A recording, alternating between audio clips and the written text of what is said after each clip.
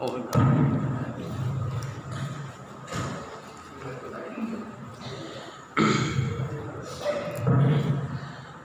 Assalamualaikum warahmatullahi wabarakatuh.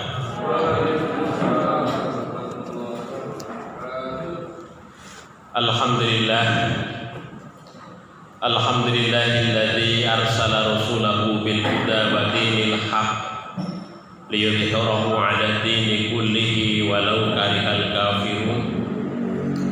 Asyhadu an la ilaha illallah wahdahu la syarika lah wa asyhadu anna Muhammadan 'abduhu wa rasuluh.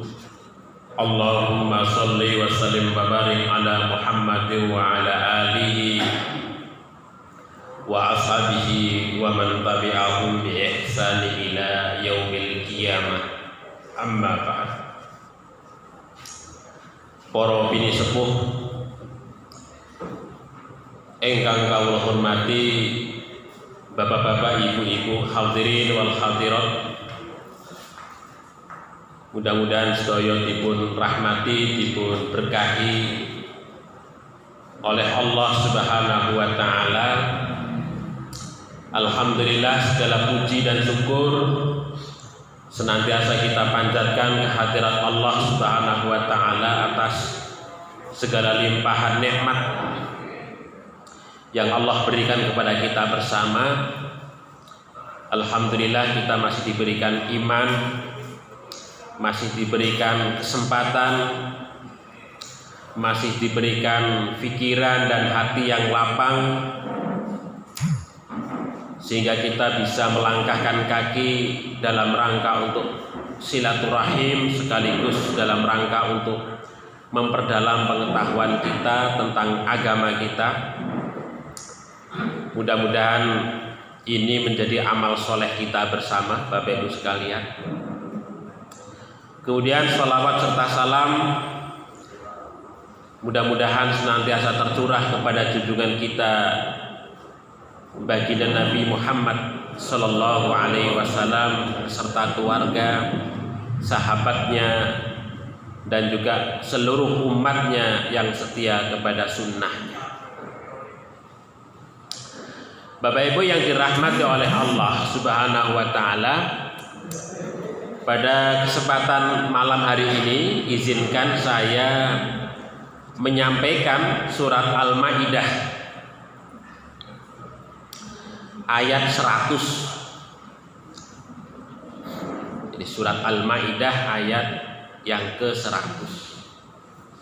Nah, di dalam ayat ini Allah Subhanahu wa taala menyampaikan kepada Kanjeng Nabi Muhammad dan juga kita semua sebagai orang-orang yang beriman, Bapak Ibu sekalian. Di sini Allah Subhanahu wa taala menyatakan, A'udzu billahi minasy syaithanir rajim. Bismillahirrahmanirrahim.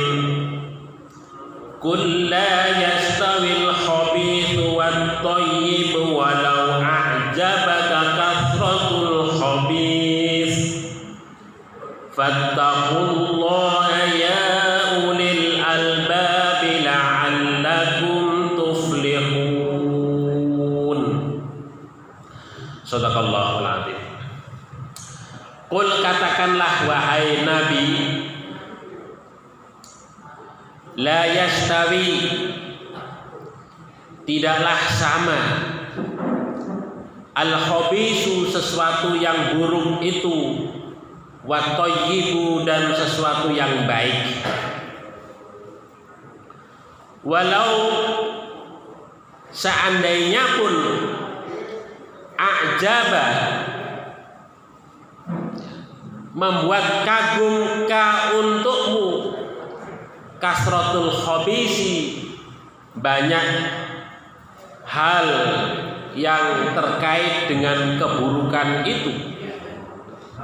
Fattaqullaha, maka bertakwalah kalian itu kepada Allah, ya ulil albab, wahai orang-orang yang berakal, la'allakum tuflihun, mudah-mudahan kalian termasuk orang-orang yang beruntung.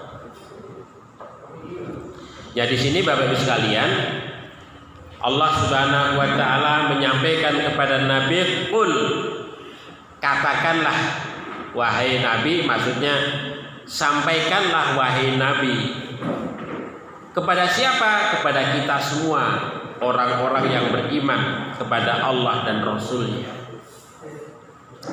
Ini perintah Allah kepada Kanjeng Nabi Muhammad untuk menyampaikan itu. Demikian juga kepada kita semua yang sudah mendapatkan pengajaran dari Kanjeng Nabi Muhammad, kita juga diperintahkan untuk menyampaikan ayat ini kepada yang lainnya. Kata Allah adalah la yastawil khabis wat thayyib, jadi tidak ada persamaan antara sesuatu yang buruk dan sesuatu yang baik. Nah, di sini Bapak Ibu sekalian, kalau kita melihat ayat ini bahwa kehidupan wonten donya menika itu ya cuman ada dua. Nek mboten sae nggih elek. Nah, ngoten. Jadi kalau tidak baik ya buruk, begitu. Jadi ada dua dimensi kehidupan yang dipertentangkan, tergantung apakah kita itu memilih yang mana. Tentu kalau menurut ajaran Allah Subhanahu wa taala, yang baik itu adalah apa yang telah ditunjukkan oleh Allah kepada kita semua melalui syariatnya yang dibawa oleh para nabi dan para rasul, yaitu terutama yang diwahyukan kepada Kanjeng Nabi Muhammad Sallallahu Alaihi Wasallam. Sementara yang buruk adalah segala sesuatu yang menyelisihi apa yang telah diperintahkan oleh Allah Subhanahu wa taala kepada Rasul-Nya itu. Nah, itulah dua dimensi hidup manusia, antara yang baik dan yang buruk. Nah, begitu Bapak Ibu sekalian. Nah, kalau kita merujuk di dalam di dalam kitab tafsir ya, yang namanya Al-Khabis itu memiliki makna kotoran, najis, kerendahan, keburukan. Sementara At-Thayyib menika mengandung makna kebaikan, kesucian, ya, halal. Itu At-Thayyib. Jadi ini dua keadaan yang sangat berbeda begitu, okay? Antara Al-Khabis dan At-Thayyib menika. Nah, kalau kita merujuk umpamanya di dalam salah satu kitab tafsir yang ditulis oleh Imam Abu Bakar Ibnul Arabi dalam tafsirnya yang dikenal dengan Ahkamul Quran, beliau menyatakan bahwasanya makna al-khabis itu memiliki dua makna, ya, dua makna. Apa? Sesuatu yang haram dan orang kafir. Jadi al-khabis mengandung dua pengertian. Yang pertama adalah sesuatu yang diharamkan oleh Allah ataupun al-haram, dan yang kedua adalah al-kafir. Maksudnya orang yang kufur, orang yang ingkar kepada Allah Subhanahu wa taala. Nah, kemudian yang kedua, kata yang kedua at-thayyib, menurut Imam Abu Bakar Ibnul Arabi dalam kitabnya Ahkamul Quran, bahwa yang dimaksud dengan at-thayyib menika adalah yang pertama adalah segala sesuatu yang halal, dan yang kedua adalah orang-orang mukmin. Begitu. Jadi ini dua keadaan, ya, dua keadaan yang sangat berbeda. Nah, ini Bapak Ibu yang dirahmati oleh Allah. Nah, ini penting untuk kita ketahui bersama. Kita sebagai orang mukmin yang oleh Allah itu disebut sebagai at-thayyib, jangan sampai kok kemudian kita itu malah justru terjebak kepada sesuatu yang disebut dengan al-khabith. Nah, mengapa begitu? Karena begini Bapak Ibu sekalian, yang namanya sesuatu yang al-khabith, sesuatu yang buruk dan sesuatu yang baik menika itu tidak bisa disatukan dalam satu wadah. Boten saged. Secara sunatullah itu harus terpisah. Harus terpisah. Tidak bisa disatukan dalam satu wadah.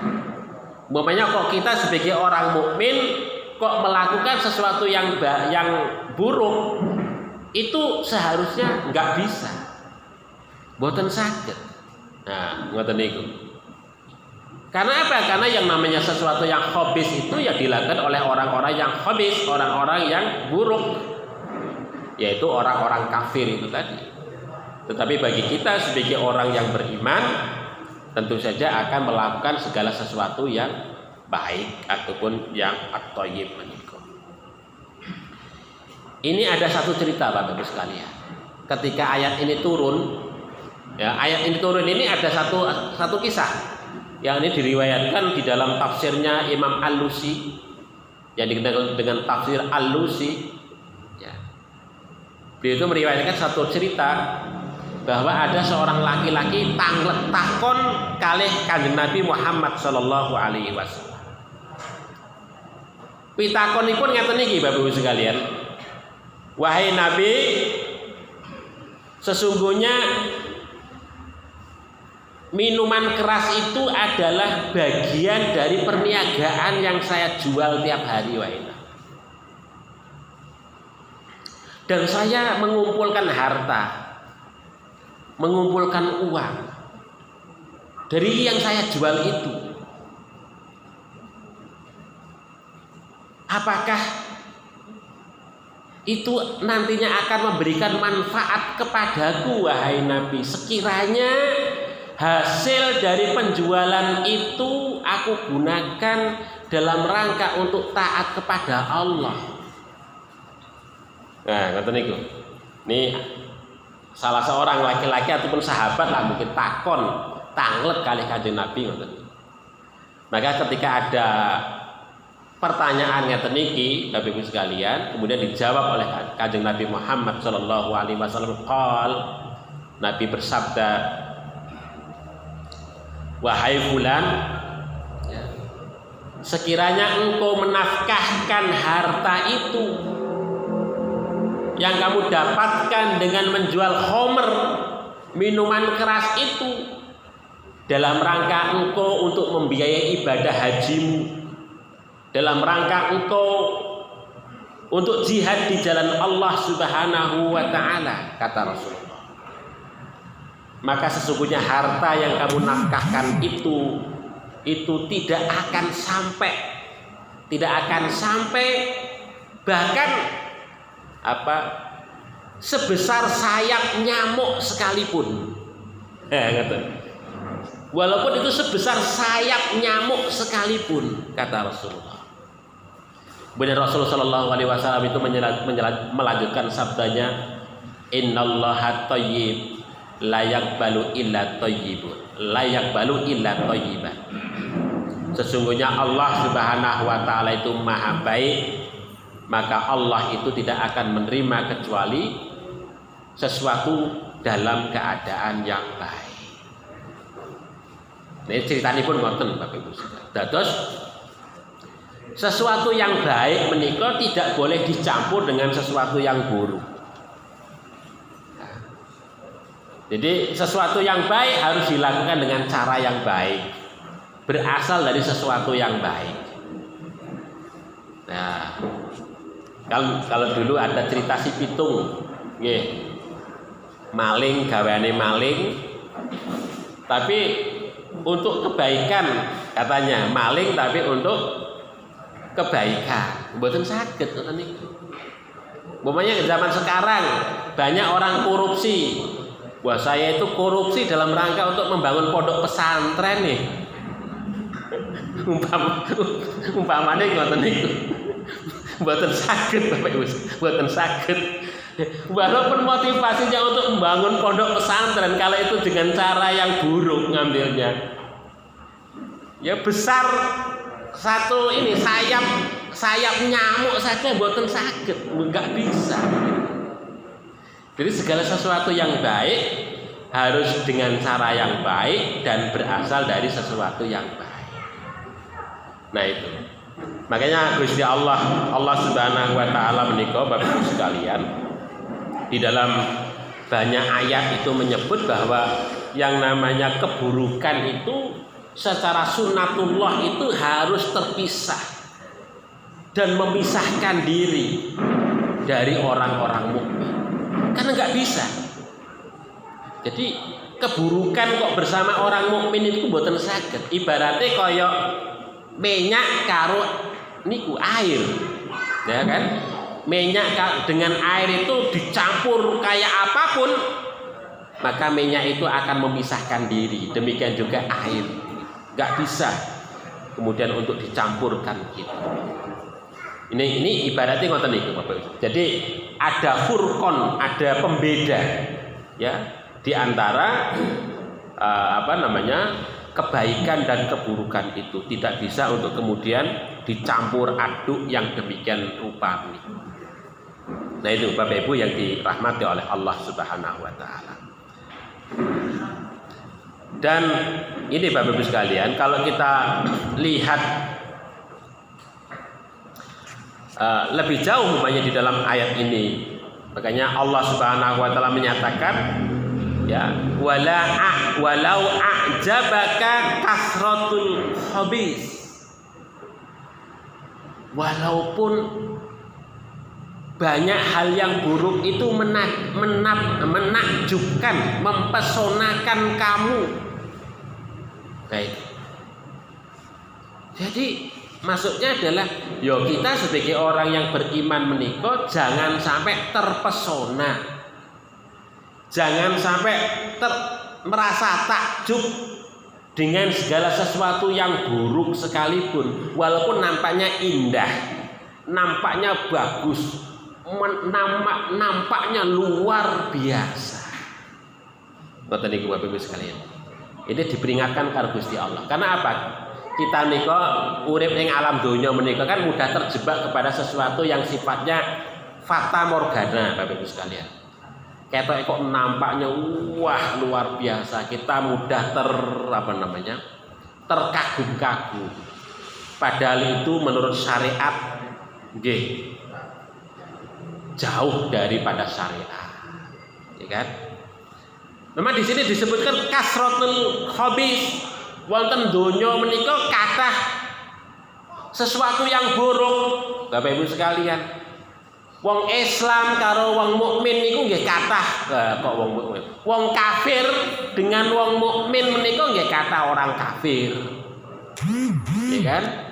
Orang yang mengumpulkan harta yang tidak baik dengan orang yang mengumpulkan harta dengan baik, itu banyak yang mengumpulkan harta dengan yang tidak baik. Jadi banyak orang yang buruk Bapak Ibu sekalian. Tetapi walaupun demikian, kita sebagai orang yang beriman, dalam pengertian sebagai orang yang minoritas urip wonten donya menika, jangan takjub dengan segala sesuatu yang nampaknya itu membuat kita menika mudah tergoda. Nah, menika ini diperingatkan kalau Gusti Allah ngoten niku Bapak Ibu sekalian. Karena apa? Karena sangat jelas bahwa hidupnya orang yang khabis, orang yang buruk menika dengan orang yang thayyib, orang yang baik, orang yang mukmin niku benggih benten. Nek wong mukmin menika mendapatkan utamanya adalah yang halal, walaupun itu sedikit. Ya syukur-syukur akeh tapi halal. Kalau orang kafir Bapak Ibu sekalian, wis ora peduli, yang penting mendapatkan sesuatu yang banyak. Itu. Makanya uripe ketoke wah luar biasa. kalau dibandingkan dengan orang mukmin. Karena orang mukmin menika uripe ngati-ngati, setitik aja ngitung iki saka ngendi, carane piye leh ngumpulke donya menika. Di dalam beramal orang mukmin menika nggih ngitung, senantiasa bermuhasabah. Sementara orang-orang kafir gak peduli apakah dia itu mendolimi orang ataukah tidak. Yang penting dia itu adalah untung ya, secara pribadi, nggak peduli orang rugi, merasa terzalimi, nggak peduli. Ngoten niku. Makanya benten cara hidupnya berbeda antara orang mukmin dengan orang kafir benten. Makanya nggak bisa campur ngoten niku. Demikian juga pada saat hidup nanti pulang ke hadirat Allah Subhanahu wa taala jelas juga beda. Orang-orang mukmin menika disebut oleh Allah sebagai ashabul yamin. Niku disebut wonten surat Al-Waqiah. Orang-orang kafir disebut dengan ashabus simal. Kenapa kok disebut ashabul yamin, ashabus simal? Karena orang mukmin menika hidup meniti hidup kanthi langkah ingkang thayyib menika nanti akan mendapatkan catatan amal menika dari arah kanan, ya, dari tangan kanan, ya, diaruhke karo Gusti Allah. Niku disebut dengan ashabul yamin, orang-orang golongan kanan. Karena menerimanya catatan amal menika saking arah kanan, diterima dengan tangan kanan. Sementara orang-orang kafir tidak.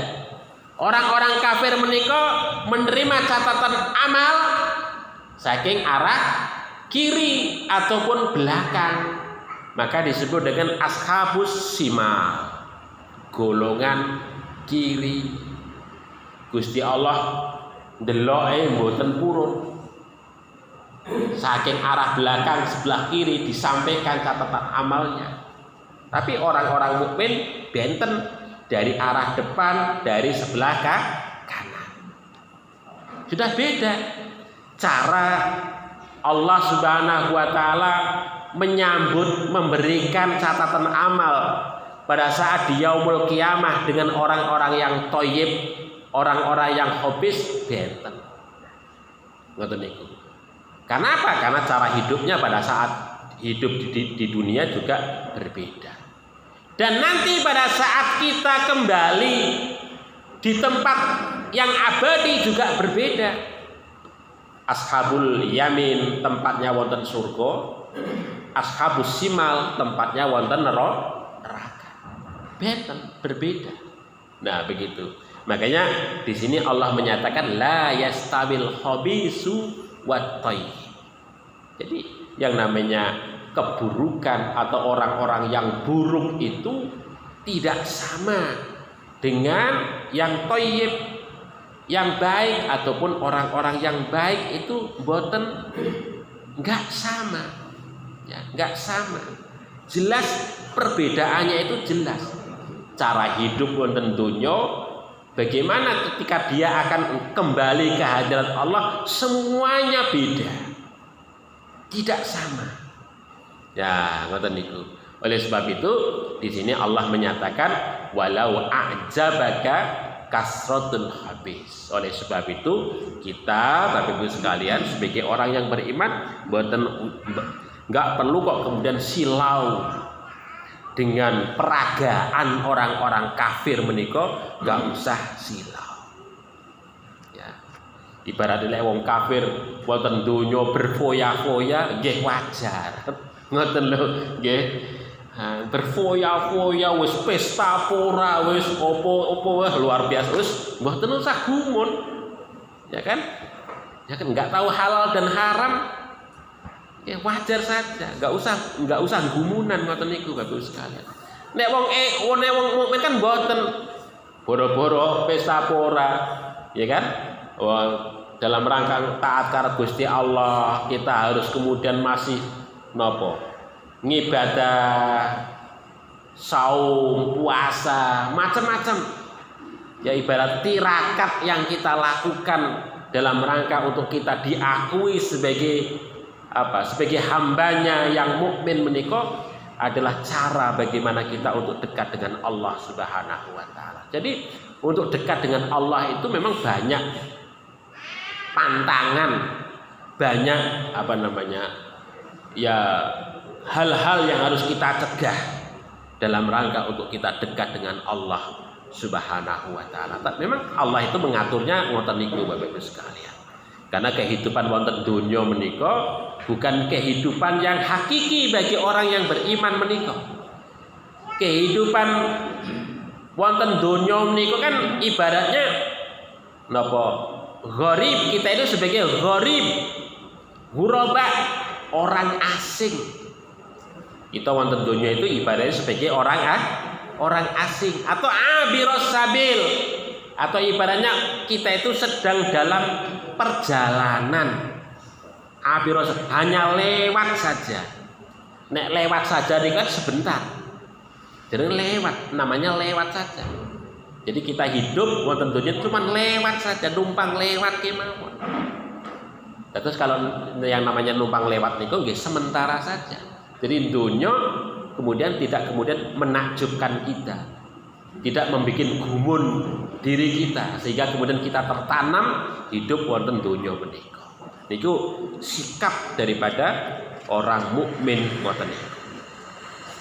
Bapak Ibu yang dirahmati oleh Allah Subhanahu wa taala. Kemudian dalam kaitannya dengan dimensi yang disebut dengan al-khabis atau niku memang cakupannya sangat banyak sekali Bapak Ibu sekalian. Kalau saya baca di dalam Al-Qur'an menika, saya ponto-ponto, saya kumpulkan menika, saya klasifikasikan istilah al-khabis dan thayyib menika ada 4 macam. Yang pertama, Gusti Allah menika menyebut orang. Jadi orang menika ada yang khabis, ada yang thayyib. Siapa yang khabis menika?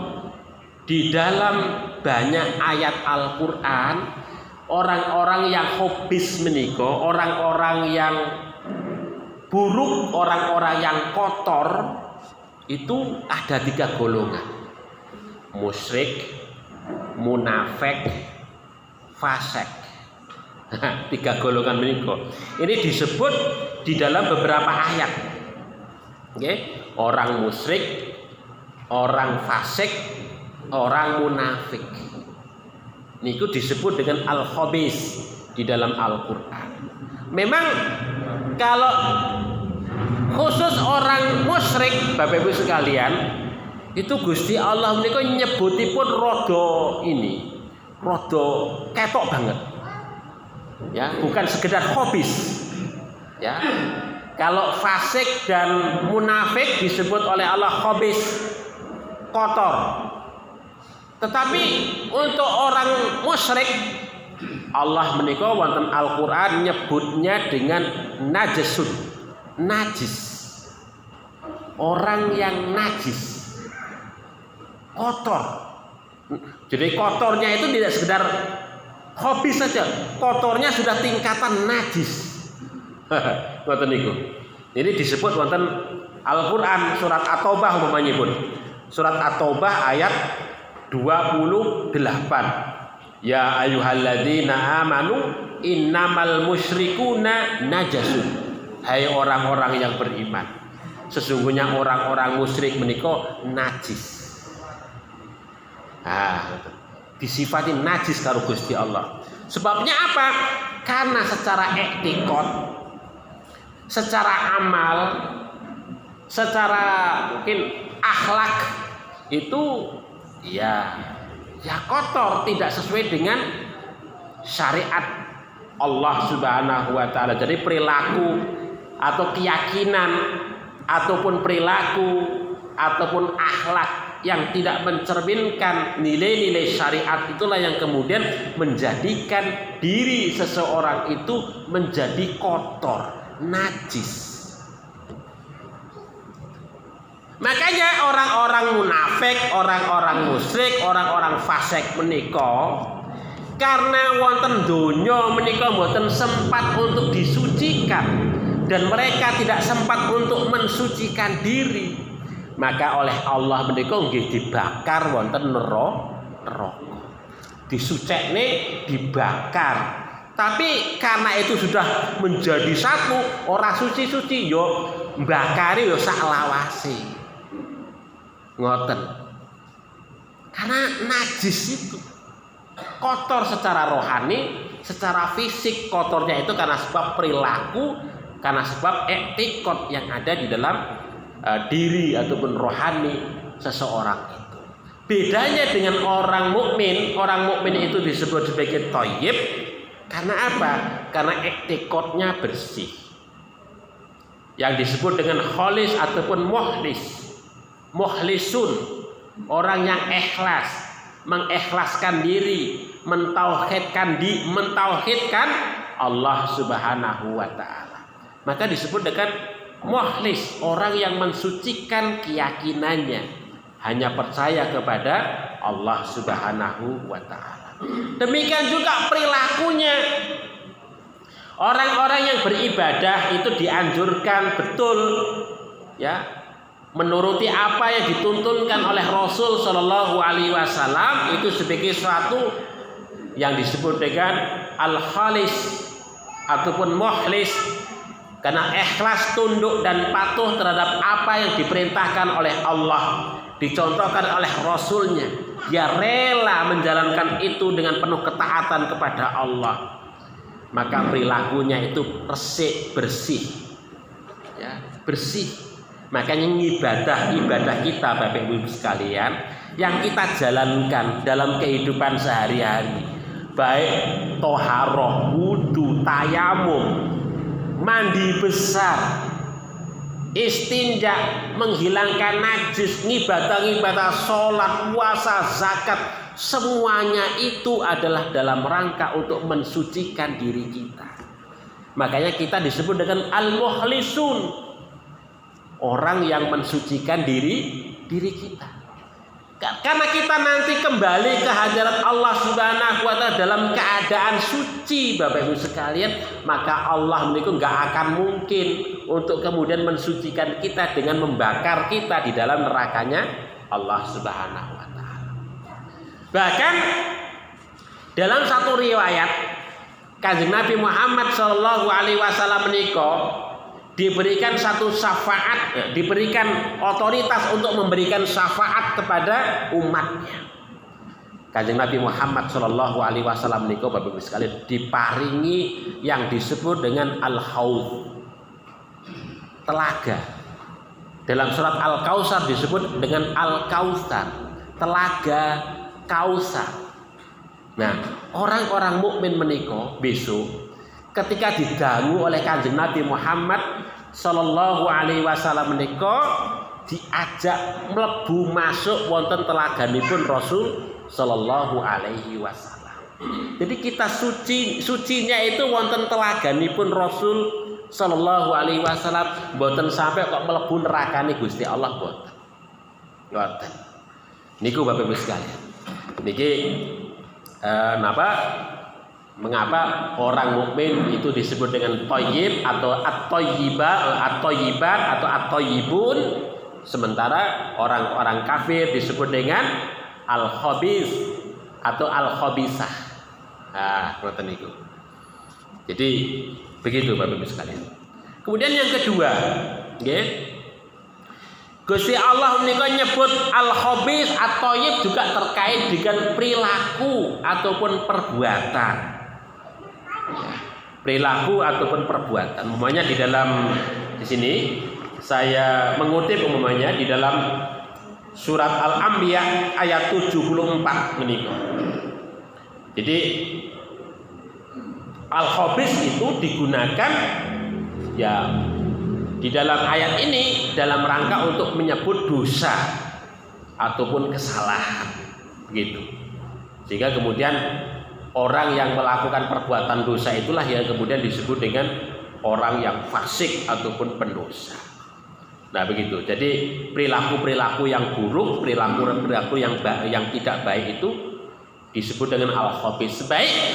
Sebaliknya perilaku-perilaku yang baik yang sesuai dengan aturan syariat itu disebut dengan at-thayyib. Perilaku yang bagus, perilaku yang baik menurut syariat. Bahkan perkataan-perkataan yang ini menjadi bagian daripada perilaku yang baik menika Bapak Ibu sekalian.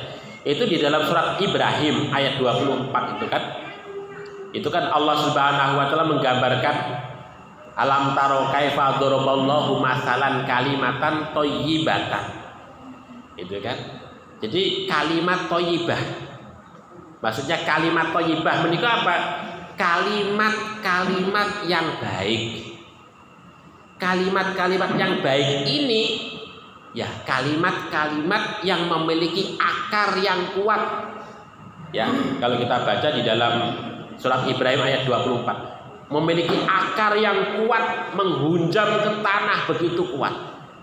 Karena apa Bapak Ibu sekalian? Karena kalimat-kalimat yang baik itu adalah disenangi oleh manusia, disenangi oleh rohani kita sebagai manusia.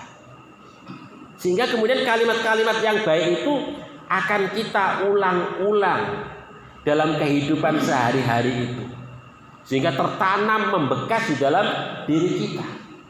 Sebaliknya kalimat-kalimat yang buruk itu digambarkan oleh Allah Subhanahu wa taala itu adalah kalimat-kalimat yang tidak memiliki akar yang kuat. Karena apa? Kalimat yang buruk yang keluar dari ucapan-ucapan mungkin orang-orang yang kufur, orang-orang yang buruk itu tidak berakar dari hati nurani. Ya, tidak berakar dari hati nurani. Dan setiap orang ketika mendengarkan ucapan-ucapan buruk itu pasti akan menghindari, ya, akan menjauhi perkataan-perkataan yang demikian. Maka disebut oleh Allah Subhanahu wa taala umpamanya di dalam surat Ibrahim ayat 26 itu adalah malaha min qarar. Ya. Jadi tidak memiliki akar yang kokoh ya di dalam diri setiap manusia itu. Hanya orang-orang pendosa saja yang melakukan itu secara berulang-ulang. Ya. Jadi kalau orang yang berbuat dosa Bapak Ibu melakukan itu karena apa? Berulang-ulang menjadi kebiasaan baik dalam konteks perilaku ataupun ucapan. Jadi wong biasa berbuat dosa menika ngomong kotor biasa, ora kroso kalau dia itu ngomong kotor. Tapi kalau kita orang-orang mukmin mendengarkan omongan kotor itu sudah risih. Rasanya geli, nggak enak didengarkan. Nah, benten ngoten niku. Jadi orang mukmin itu sangat berasa sekali. Karena apa? Karena ucapan-ucapan yang tidak baik itu ya apa? Jauh dari rohani kita sebagai orang yang beriman. Yang ngoten niku Bapak Ibu sekalian. Kemudian juga ada juga para ulama yang mengatakan bahwa mengapa kalimat yang baik itu berakar kuat. Ini menurut sebagian para ahli tafsir Bapak Ibu sekalian, karena kalimat yang baik, kalimat thayyibah. Ya. Kalimat thayyibah itu ya tahmid, tasbih, tahlil atau kalimat-kalimat yang serupa yang lainnya itu tadi itu sudah kalimat yang diperjanjikan pertama kali oleh Allah Subhanahu wa taala kepada ruh kita. Gitu kan? Pada ruh kita. Pada saat kita di alam arwah ataupun di alam azali. Ini kalau kita rujuk umpamanya di dalam surat Al-A'raf ayat 172. Kemarin dulu saya pernah menyampaikan ketika surat Al-Fatihah ini. Jadi surat Al-A'raf ayat 172. Jadi kalimat thayyibah itulah yang telah ditanamkan karo Gusti Allah wonten rohani kita, wonten ruh kita. Sehingga kemudian mengapa kalimat thayyibah itu dikatakan karo Gusti Allah oleh Gusti Allah menika wonten surat Ibrahim ayat 24 menika itu memiliki akar yang kuat karena itu sudah ditanamkan semenjak zaman azali menika. Sehingga kalimat-kalimat yang baik itu akan mudah diterima oleh kita sebagai umat manusia, terutama bagi kita orang-orang yang beriman, daripada kalimat-kalimat yang buruk, kalimat-kalimat yang tidak baik. Nah, niku ngoten niku Bapak Ibu sekalian. Kemudian yang ketiga, kata al-khabis ataupun at-thayyib menika juga menyangkut tentang harta, hasil usaha ataupun barang. Nah, menika. Jadi harta, hasil usaha ataupun barang menika nggih wonten kalih. Nek mboten thayyib nggih khabis. Nek mboten elek buruk ya nggih sae at-thayyib menika. Nah, tentu bagi kita orang-orang yang beriman nek ngumpulke donya, ngumpulke barang, mengoleksi sesuatu, tentu sesuatu yang disebut dengan thayyib. Maksudnya thayyib menika menurut aturan syariat. Nah, ngoten niku. Jadi ada dua ngoten niku Bapak Ibu sekalian. Umpamanya di dalam beberapa ayat, umpamanya di dalam surat An-Nisa ayat 2 itu kata al-khabis digunakan oleh Allah Subhanahu wa taala untuk menyebut harta ataupun hasil usaha yang tidak baik yang dihasilkan umpamanya dari memakan harta anak yatim. Contohipun. Jadi memakan harta anak yatim itu salah satu harta yang khabis, harta yang kotor, dan banyak yang lainnya lagi. Riba itu juga salah satunya. Ya, perilaku riba itu juga salah satu bentuk harta yang khabis. Nah, sementara umumnya kalau dalam kaitannya dengan harta yang thayyib menika adalah harta yang memang dari hasil usaha yang halal. Contohnya apa? Contohnya umpamanya usaha pertanian. Nah, ini disebut wonten Al-Qur'an. Kemudian juga apa? Usaha perniagaan. Sebagai contoh disebut dalam surat An-Nisa. Nek pertanian umpamanya disebut dalam surat Al-Baqarah ayat 267. Itu contohnya ngoten iki. Ya, perniagaan, perdagangan. Begitu. Hanya saja memang perdagangan juga macam-macam. Maksudnya di sini perdagangan ingkang sesuai dengan aturan syariat. Nah, ngoten niku. Itu adalah usaha yang baik oleh Allah Subhanahu wa taala disebut demikian itu. Nah, demikian juga Bapak Ibu sekalian, ketika kita menafkahkan hasil, menafkahkan itu juga dari harta yang baik pula. Begitu. Enggak bisa tadi salah satu asbabun nuzul daripada ayat menika, ya kan? Qul la yastawil khabisu wala thayyibu menika, wat thayyibu. Jadi tidak sama yang namanya keburukan dan kebaikan menika. Asbabun nuzulnya itu kan terkait dengan salah seorang yang datang kepada Nabi yang menanyakan tentang dia berniaga minuman keras menika. Itu kan hasilnya, menghasilkannya. Jadi menafkahkannya juga sama, menafkahkan dari harta yang dihasilkan dari minuman keras menika juga tidak menghasilkan apa-apa. Ya, tidak menghasilkan apa-apa, justru keburukan ya yang didapatkan orang tersebut. Nah, begitu. Jadi memperoleh, menafkahkan begitu. Itu terkait dengan cara. Kemudian yang ketiga adalah terkait dengan barangnya. Barang itu juga macam-macam Bapak Ibu sekalian. Ada yang khabis, ada yang thayyib. Nah, Imam At-Tabari Bapak Ibu sekalian ketika menafsirkan surat Al-Anfal ayat 57 menika, ya beliau mengartikan thayyibat menika merujuk kepada segala makanan ya, minuman yang dihalalkan oleh Allah Subhanahu wa taala. Ya, segala macam bentuk makanan dan minuman yang memang itu dihalalkan oleh Allah Subhanahu wa taala. Imam At-Tabari memberikan contohnya umpamanya adalah hasil dari laut. Tuh, maksudnya ikan-ikan dari laut menika dikonsumsi halal. Contohipun ngoten niku. Sementara yang al-khabisat, al-khaba'is, Imam At-Tabari menyatakan adalah ya segala sesuatu yang memang itu diharamkan oleh Allah Subhanahu wa taala, dan beliau menyebut contoh apa? Miluhumil khinzir, yaitu diantaranya contohnya adalah daging babi.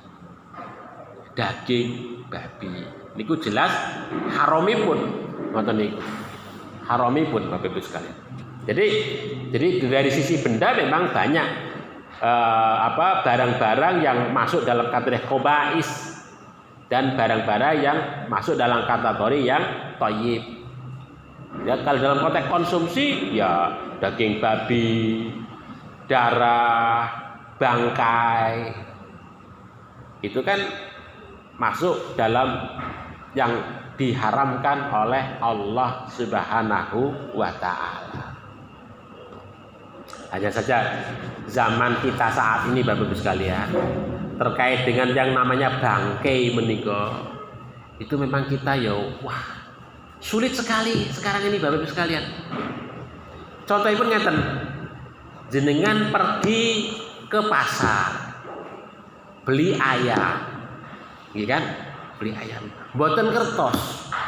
Ayam itu apakah itu disembelih hidup ataukah disembelih mati? Maksudnya sudah mati baru disembelih, kan mboten kertos jenengan. Sulit kan? Sulit. Kalau orang ngerti sulit menika. Niteni sulit.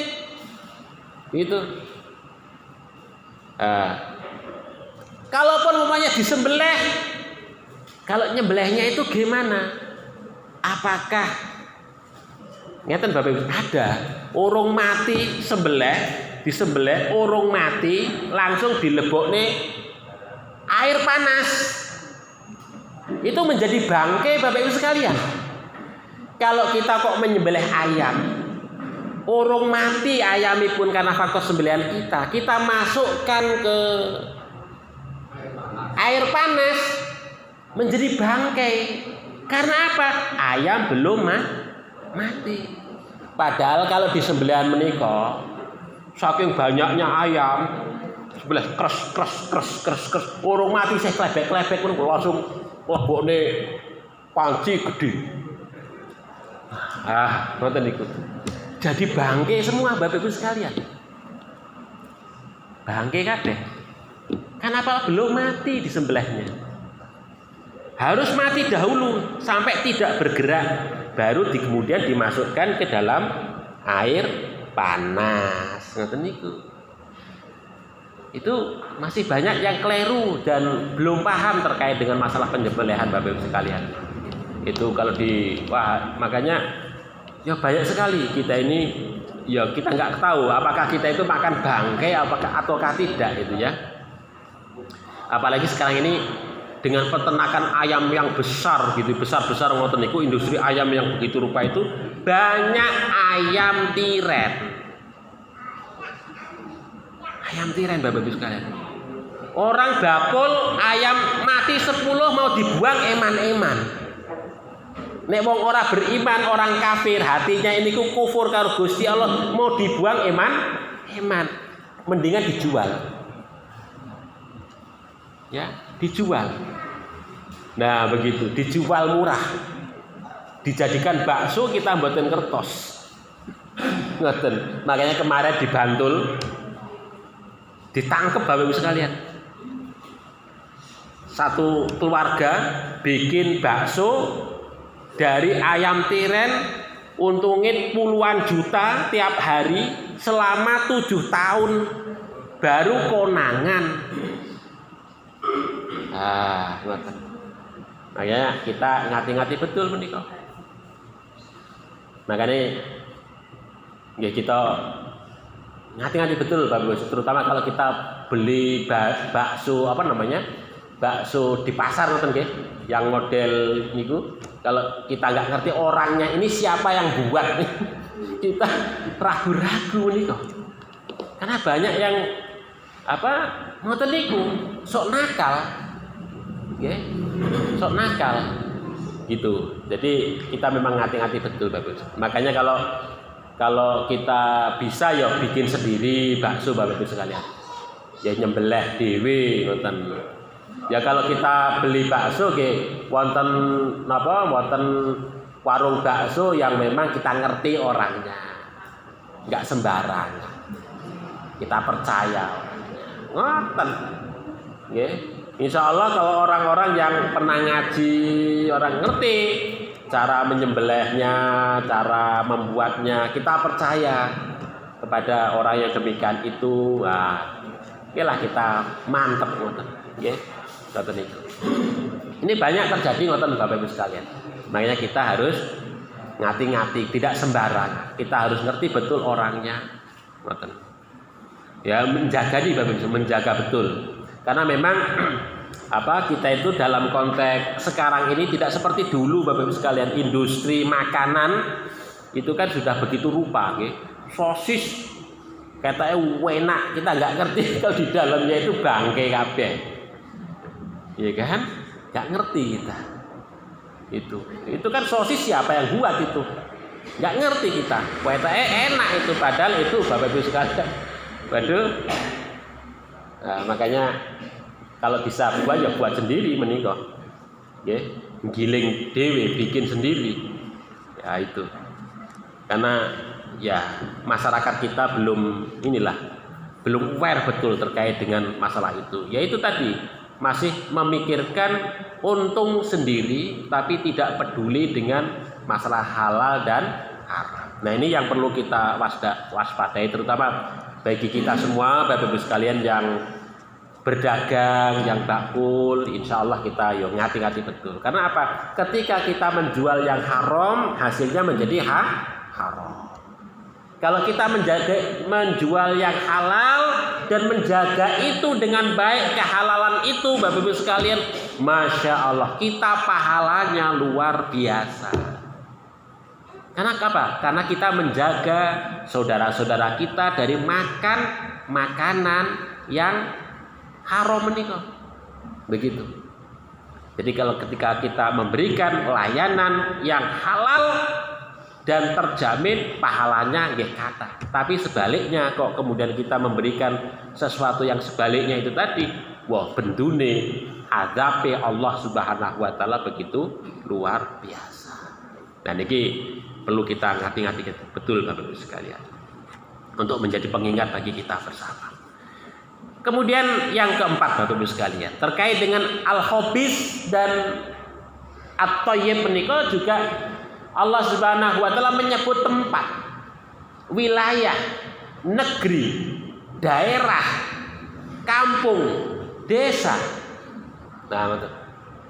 Allah Subhanahu wa taala menyebut umpamanya di dalam surat Al-A'raf itu ayat 59 Allah Subhanahu wa taala menyebut bahwa yang disebut dengan negeri yang khabis, negeri yang buruk, itu adalah negeri yang gersang, negeri yang tandus, negeri yang tidak bisa menumbuhkan tanaman-tanaman. Itu negeri yang khabis. Sebaliknya negeri yang thayyib adalah negeri yang bisa menumbuhkan tanaman-tanaman, maksudnya adalah menghasilkan sesuatu yang kemudian menjadikan warganya itu makmur dari apa yang ia tanam itu. Nah, ini kalau kita merujuk di dalam surat Al-A'raf. Kemudian kalau kita merujuk di dalam surat Saba ayat 15, Saba ayat 15, Gusti Allah menyebut kata baldatun thayyibah itu untuk negeri Saba, negerinya Ratu Bilqis, garwanipun Nabi Sulaiman. Nah, itu wonten Yaman. Katanya begitu dulu wonten Yaman negeri ini pun. Nah, itu digambarkan di dalam ayat ini. Itu kan negeri yang di kanan kirinya menika terdapat kebun-kebun yang indah dipandang mata, yang kemudian para penduduknya dapat menikmati hasil dari negeri tersebut dengan sukacita. Dan yang ketiga, penduduknya itu bersyukur kepada Allah Subhanahu wa Ta'ala. Nah, karena penduduknya itu banyak bersyukur kepada Allah Subhanahu wa Ta'ala, di samping tanamannya juga luar biasa yang menumbuhkan kemakmuran bagi warganya itu tadi, maka disebut negeri Saba itu sebagai baldatun thayyibatun wa rabbun ghafur. Nah, ngoten niku. Nah, negeri kita Bapak Ibu sekalian, negeri Indonesia itu kan luar biasa gitu. Ibaratipun tongkat saja ditancapke bisa menghasilkan kok ini. Bisa tumbuh begitu luar biasa. Apalagi Magelang nih. Luar biasa Bapak Ibu sekalian. Magelang menika subure luar biasa. Kalau dibandingkan dengan kampung saya di Lampung menika, wah luar biasa. Magelang itu ibaratnya top markotop dari sisi tanahnya, suburnya itu wis luar biasa menika. Jadi kalau di kampung saya itu selama 20 tahun tanah itu sudah sangat tipis humusnya itu ya. Dari dibuka sampai 20 tahun itu harus dibiarkan beberapa saat, bahkan dibantu dengan pupuk yang banyak itu. Kalau nggak begitu, nggak tumbuh itu. Oh, Magelang itu luar biasa Bapak. Oleh sebab itu inilah yang disebut negeri yang baik itu ngoten niku Bapak Ibu. Makanya kita bersyukur bisa hidup wonten niku. Apalagi kalau kemudian kita itu dekat karo Gusti Allah. Ya, dekat karo Gusti Allah, ngibadahe nggih tenanan. Itu sebagai negeri yang begitu luar biasa. Ya, dikatakan sebagai baldah thayyibah, negeri yang baik, negeri warganya takut ngibadahi luar biasa karo Gusti Allah. Kemudian dari tanahnya itu tumbuh begitu luar biasa tanaman-tanaman yang kemudian menjadi warganya itu makmur yang begitu luar biasa.